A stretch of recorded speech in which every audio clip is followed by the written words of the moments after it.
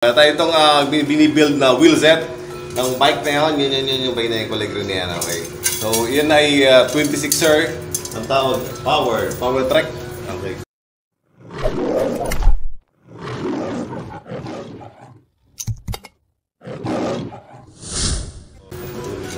Steel frame.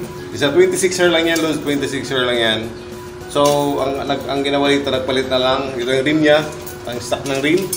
So, nagpalitan ito ng rayos, ang hub from thread type to cassette type. Ang nangyari dito. So, from thread type na kanyang hub yan, ang rayos niya, putot-putot na pinutol namin yung rayos niya. Ito yung dating hub niya, old hub niya. Stock hub, thread type. So, ito yung thread type load. At nag-upgrade to, papalit siya ng cassette type. So, ito yung thread type. So, magkaibang thread at cassette. And then, ito yung cassette type. So, ito yung cassette type loads. So, magkaiba yan. So, may thread to, ito wala. Ito yung cassette na sinasabi. Cassette hubs. Siyempre, pag magpapalit ka ng cassette hubs, magpapalit ka rin ng cogs na cassette din. So, ang ating pinalit dito, yan, ang ating Shimano para dito na cassette. Cassette cogs for cassette hubs. So, meron tayo itong is Ragusa R200 ng Ragusa. Okay, 36, ang kanya is 36 holes dati. At, siyempre, pag 36 holes ang yung rims, dapat 36 din ang iyong hub. So, kasi ang R200 available in 32 and 36 holes available. So, may kulay ito na marami. May kulay pula, may blue, may black, at may gold ito na available ito ngayon. So, cassette type ng Ragusa, pinakamura, pinaka-budget meal ng cassette. Mabibili mo in pair. So, magkasama to front and rear ang ating Ragusa. So, sound check. So, medyo tunog mahirap lang to, pero okay na to for the start. Kasi ito pinakamura na hub lang. So, siyempre, medyo pala aluminum yan, aluminum siya. Steel lang kanyang free hub. Naka-cell bearing niya, dalawang cell bearing lang available dito sa kabilaan. And then sa gitna ay bulitas type. So, itong R200 na Ragusa na available dito. And then loads, kasi ang kanyang hub ay thread type nga. And then sa rotors loads, ang kanyang hub, siyempre pag itong hub mo na thread type.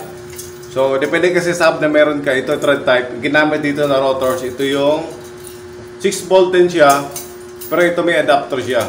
So, magkaiba yung rotors na gagamitin mo. Pag ito, dito yung rotors mo, so hindi mo pwedeng gamitin to sa Ragusa. So, hindi siya compatible dito, hindi compatible yan. So, magkaibang size, hindi ito standard kung magpapalit ka ng Ragusa na R200. So, kung ganun yun, magpapalit ka ng rotors din. So, dito naka-direct with adapter yan. So, iba yung size nito. Ito ay 48mm size ito. So, pag ganito, magpapalit ka rin ng rotors. So, papalit mo ng rotors, yung standard niya na rotors niya. So, 6 volt din. With no adapter to, naka-direct mount to sa hub mismo. Ito kasi mayroon siyang thread. So, may threaded threaded rotors to. Bolt type. 6 volt din siya. 6 volt din to, pero ito threaded lang. May thread siya rito. So, hindi siya pwede ilagay sa R200. So, magpapalit ka ng standard is 44mm to. Ito ay 48mm. So, available to. Meron to sa SRAM. Meron din sa Ragusa nito na rotors. So, mas marami ang kadalasan is standard yung 44mm na mga rotors na. Okay, Lods. We want to order ng ating hubs na Ragusa yellow basket. At by the way, Luz, ang ginamit natin dito na rayos is kasi 26 to. Ang ginamit dito yung 261. 14G by 261 ang ginamit dito. Ito ay steel. So, ang Ragusa spokes is meron siyang dalawang klase. Merong stainless, merong steel. So, dito ang ginamit dito na 261 for 26er is steel lang to. Sa pinakamurang rayos is bakal na to. So, kanyang ulo ay kulay black. Kanyang nipples is black.